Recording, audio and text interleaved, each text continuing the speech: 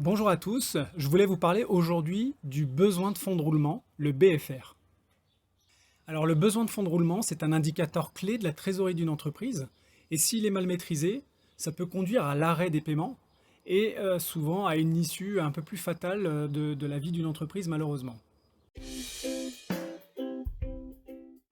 Alors qu'est-ce que le BFR?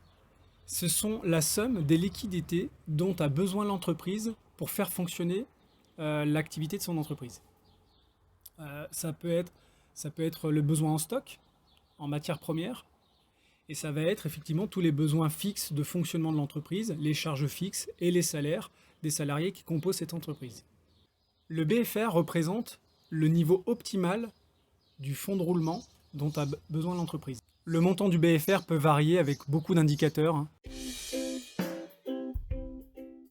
Le BFR s'établit généralement en parallèle de l'élaboration d'un business plan annuel. Donc on va pouvoir quantifier et qualifier les besoins de l'entreprise et ainsi déterminer le BFR.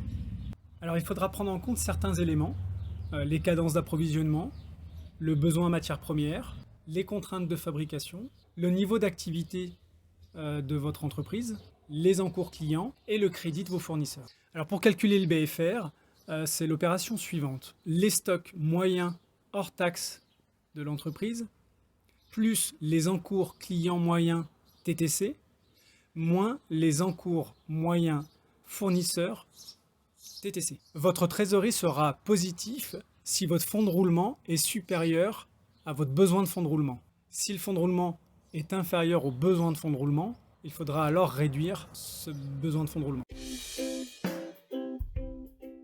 On peut réduire son BFR en réduisant les encours clients, avoir un suivi sur le délai de paiement et les impayés de nos clients.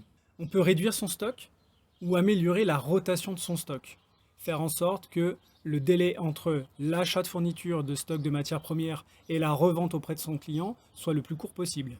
On peut augmenter aussi le délai de paiement obtenu auprès des fournisseurs pour permettre d'avoir un laps de temps entre l'achat de fournitures et la revente de ces fournitures.